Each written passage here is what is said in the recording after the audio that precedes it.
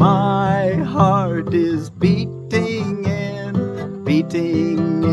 the peace of God. My heart is beating in the peace of God. My heart is beating in the peace of God. And if you see something you don't like, if you see something you do not like, understand that miracles reflect the simple statement, I have done this thing, and it is this I would undo. I have done this thing, and it is this I would undo. My heart is beating in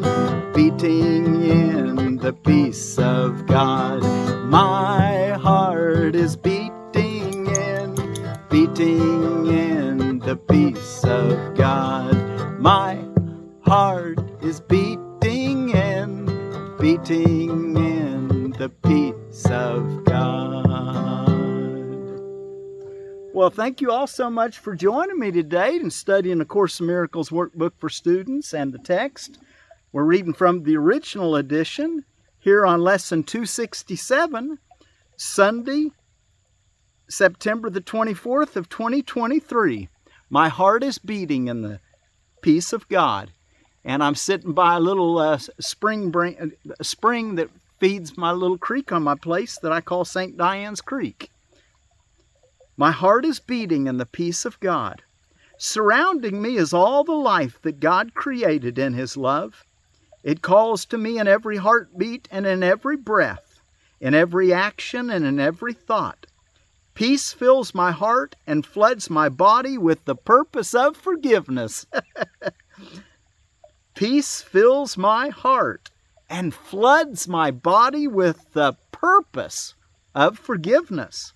Now my mind is healed, and all I need to save the world is given me. Each heartbeat brings me peace. Each breath infuses me with strength.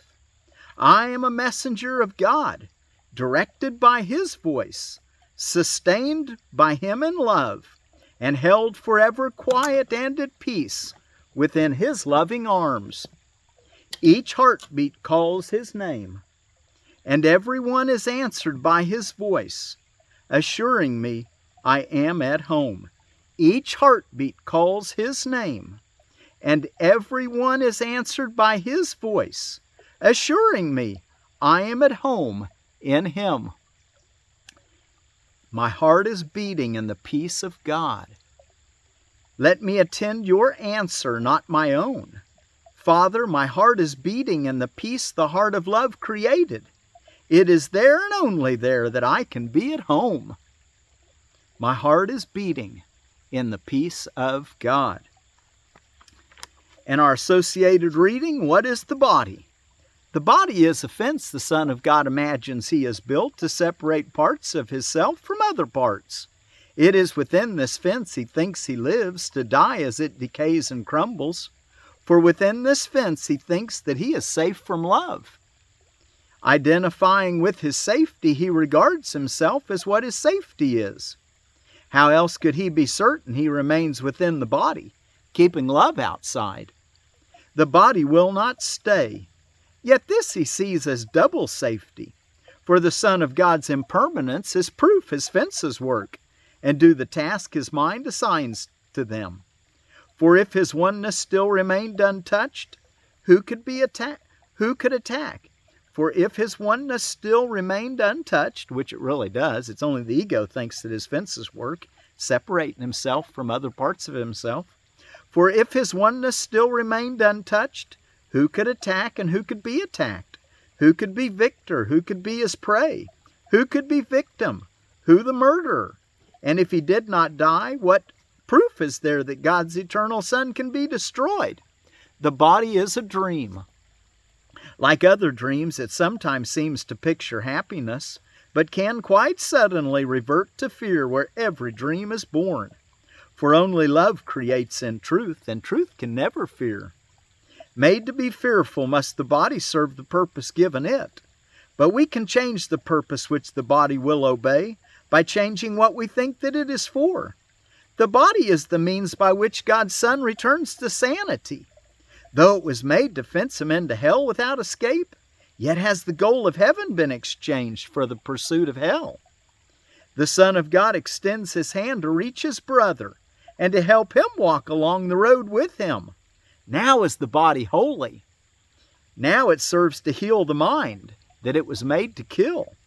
You will identify with what you think will make you safe, whatever it may be. You will believe that it is one with you. Your safety lies in truth and not in lies. Love is your safety. Fear does not exist. Identify with love and you are safe. Identify with love and you are home. Identify with love and find yourself. My heart is beating in the peace of God. Okay, let's go look at our text reading. We are ready for the last section in chapter 27, the body and the dream. In its section 9, the, in quotes, hero, the hero of the dream. And while you're turning there, let's talk about what's going on around the world today. Daughter's Day, Festival of Latest Novelty, Gallbladder Good Health. And you know, the gallbladder is what stores the bile that the liver produces to digest your fats. Gold Star Mother's Day, which honors families that have fallen military members. So our hearts are with you all that have lost someone that, and you know, you really haven't lost them. It only appears to be, but we're learning to practice forgiveness and see what's real instead of a dream. Energize Day, and that's spelled I-N-N-E-R-G-I-Z-E, Energize Day, and it's take time to go inside and take care of yourself. And of course, that's what Course in Miracles is all about, is going inside and realizing that your inner thoughts are what make the outer world. So don't try to change the outer world. Change the way that you think, and the dream outside has to change. International Day of the Deaf. Let's see if I can do that, what we did yesterday. I think it's, let's see, was it this way? No, it's, I don't know how it is. I think it's, no, that's, anyway, peace is I think, and then put your hands down. So it's like this, and then together, and you, peace be with you. And we'll get it right. We'll try to figure it out. So International Day of the Deaf, Kiss Day, Lash Stylists Day, Kiss Day. Well, you know what? You probably better, if you got a partner, you probably ought to give them a kiss today for sure, huh? And I said Lash Stylist Day, National Bluebird of Happiness Day, and bluebirds have been associated with happiness and joy and good fortune for a long time. National Cherries Jubilee Day, and we'll talk about a cherry here in a moment. National Familiar Hypercholesterolemia Day. Watch your cholesterol. National Horchata Day, and horchata is basically a sweet rice milk spiced with cinnamon. National Punctuation Day, Priesthood Sunday, which is a Roman Catholic day that celebrates the priests. Swinfelder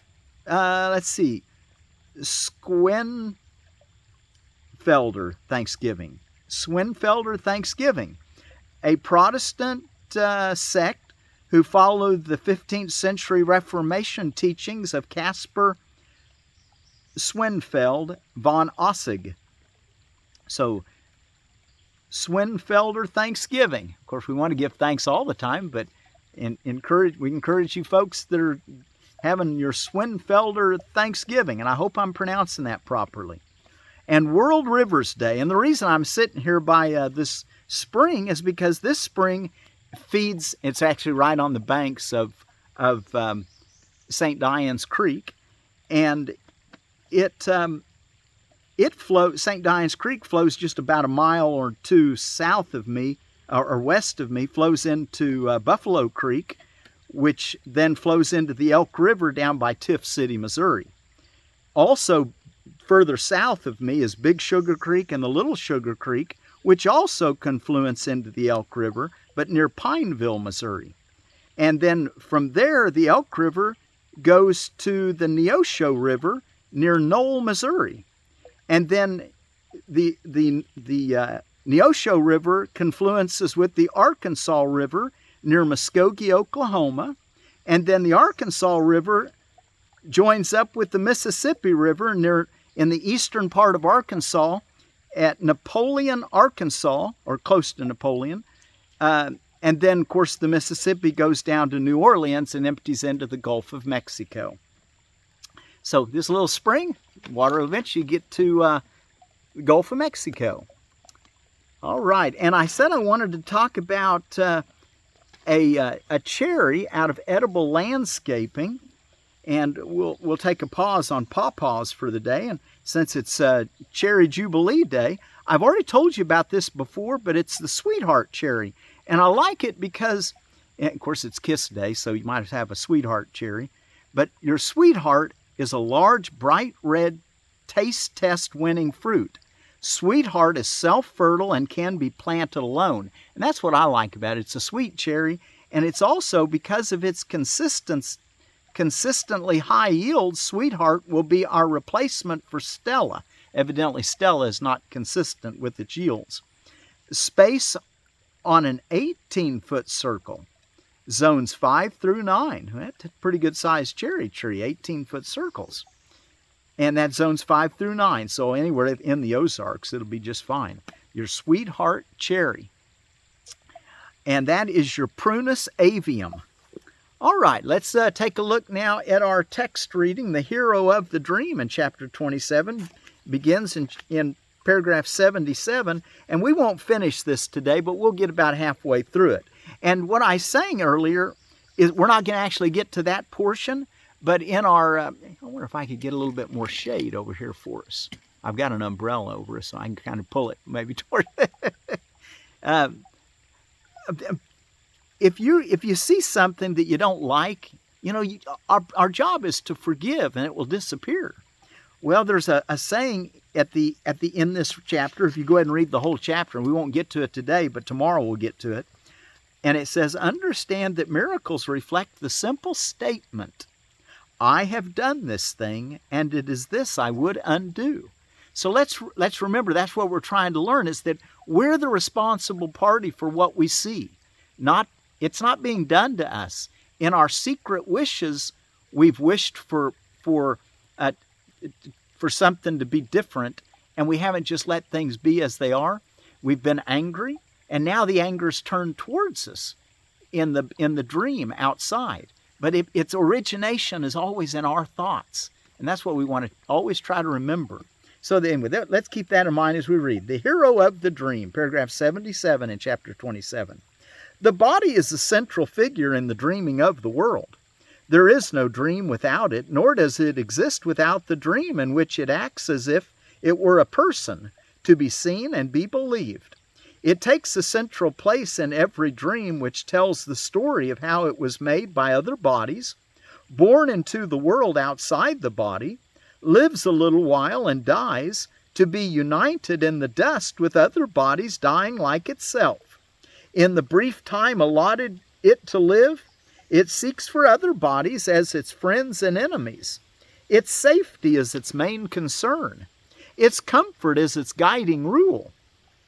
It tries to look for pleasure and avoid the things that would be hurtful.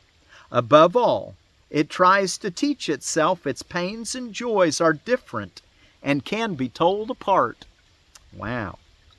It sees itself as separate from everything, and that its pains and joys are its own, not influenced by other minds and certainly not coming from my own, because I wouldn't want a pain to come to me. Certainly I wouldn't have done that. But that's the ego's way of looking. We're starting to learn that, yes, we have everything that's happened to us is because we've wanted it to happen. And we've got to learn to accept that. And not everybody will accept it right away, but that's where we're headed. And think about the power you get when you realize that, because that means now you can change what you don't like. I have done this thing, and it is this I would undo. If you were the one that made what's coming towards you don't like, that means you can sit back and ask for help and reperceive it and see things differently, and it disappears. Paragraph 78. The dreaming of the world takes many forms because the body seeks in many ways to prove it is autonomous and real. It puts things on itself which it has bought with little metal discs or paper strips the world proclaims as valuable and good. Money. Metal discs and paper strips. It works to get them doing... Oh, let's get my dog. Oh, Jed, you got to stay off the guitar, buddy. Can't get on the guitar. No matter where I go, my dog just kind of wants to hang around me. The dreaming of the world takes many forms because the body seeks in many ways to prove it is autonomous and real. It puts things on itself which it has bought with little metal discs or paper strips the world proclaims as valuable and good. It works to get them doing senseless things and tosses them away for senseless things it does not need and does not even want. It hires other bodies that they may protect it and collect more senseless things that it can call its own. It looks about for special bodies which can share its dream. Sometimes it dreams it is a conqueror of bodies weaker than itself. But in some phases of the dream, it is the slave of bodies that would hurt and torture it. Paragraph 79. The body's serial adventure from the time of birth to dying is the theme of every dream the world has ever had. The, in quotes, hero of this dream will never change, nor will its purpose. Though the dream itself takes many forms and seems to show a great variety of places and events whereon its hero finds itself, the dream has but one purpose, taught in many ways. This single lesson does it try to teach again and still again, and yet once more, that it is cause and not effect, and you are its effect, and cannot be its cause. Thus are you not the dreamer, but the dream. Thus are you not the dreamer, but the dream.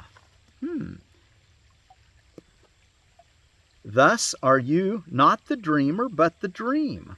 That's what the body's trying to get you to see. And so you wander idly in and out of places and events which it contrives. That this is all the body does is true, for it is but a figure in a dream.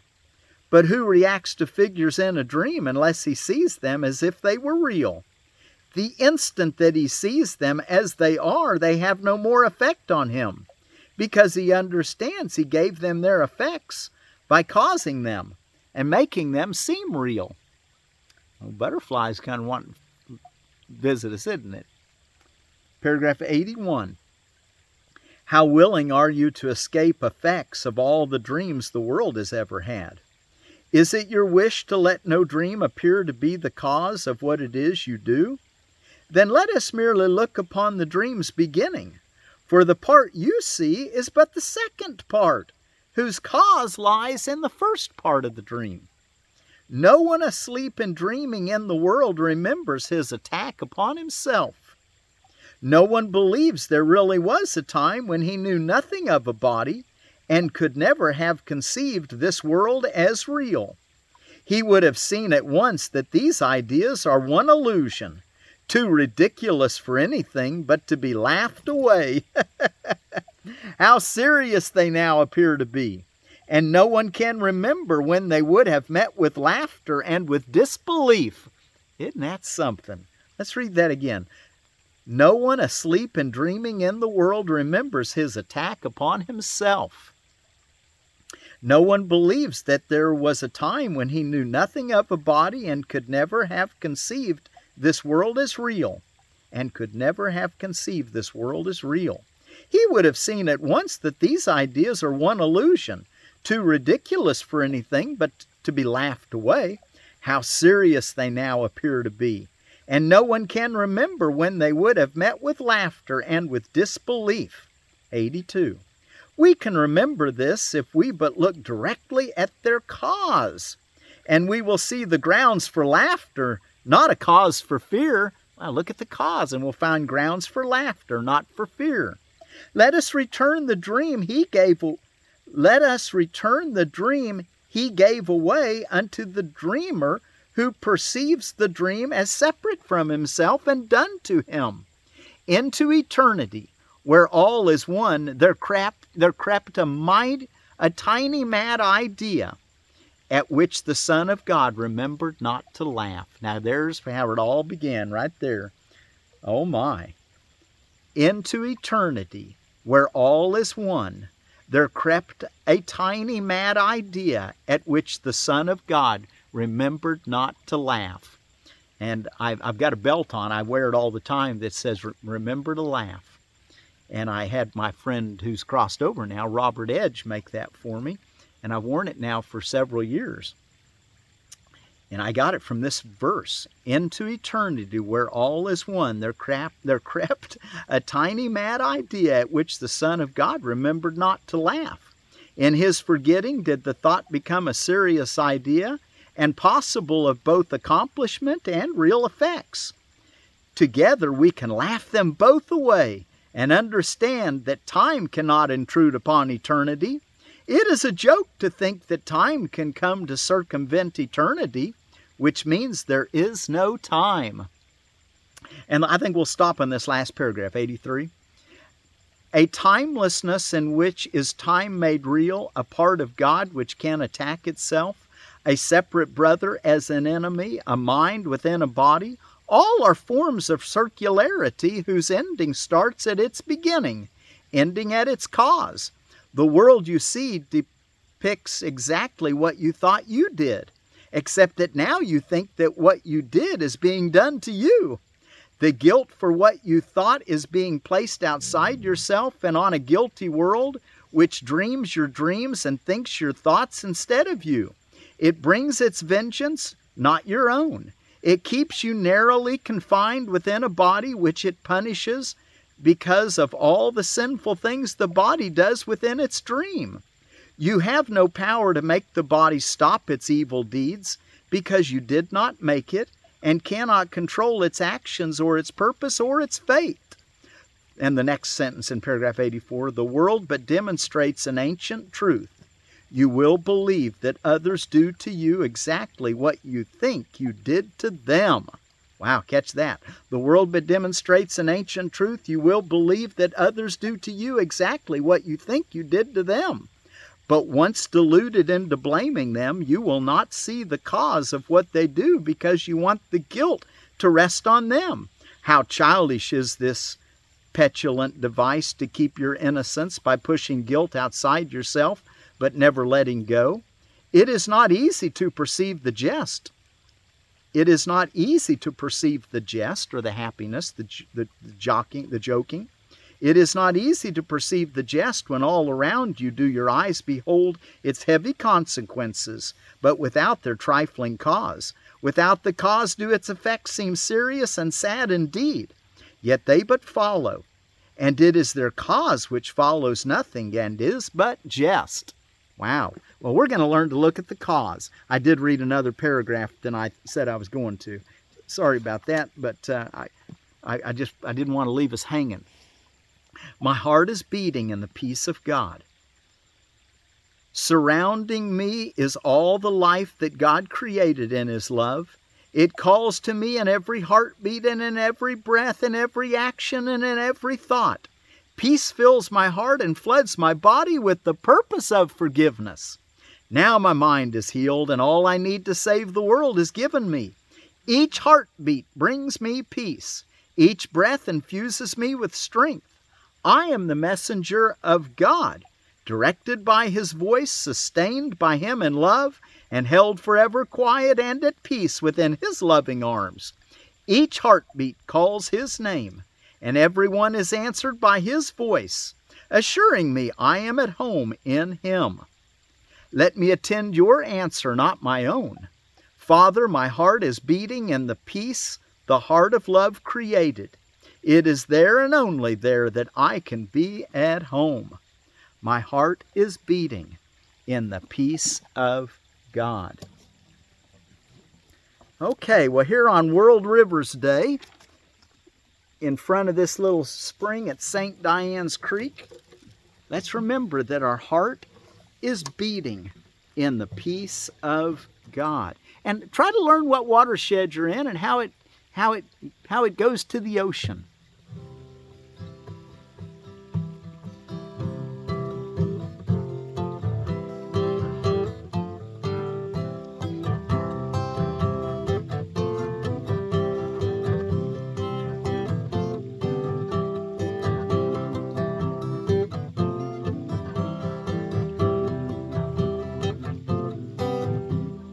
My heart is beating in the peace of God.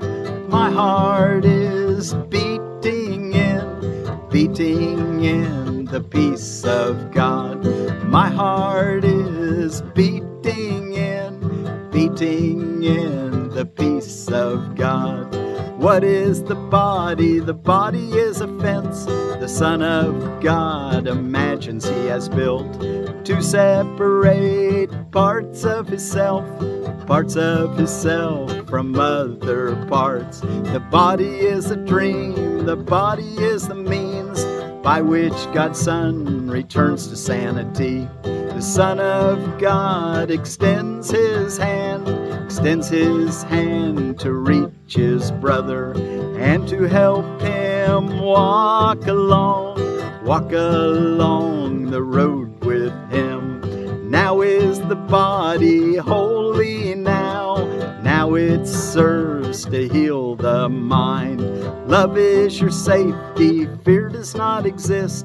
Identify with love and you are safe.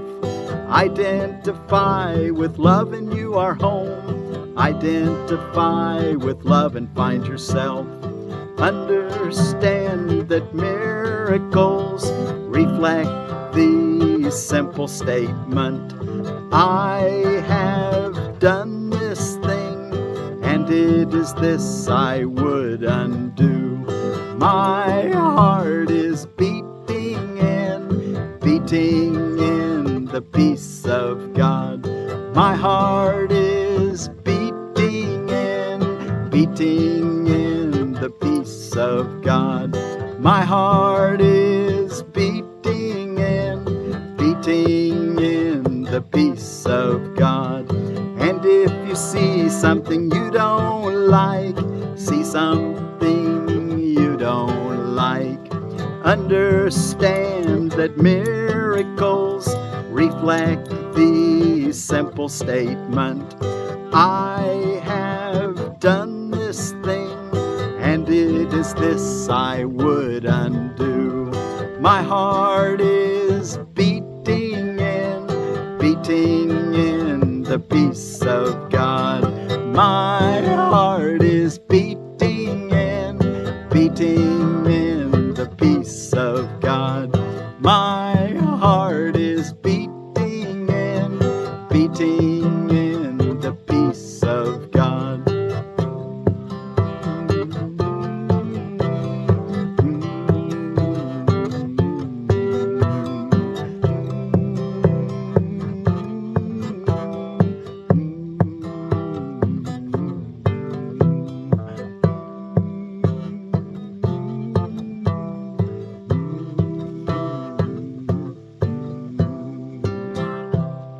My heart is beating in the peace of God. Little butterfly decided to come join us, didn't he? My heart is beating in the peace of God. My heart is beating in the peace of God.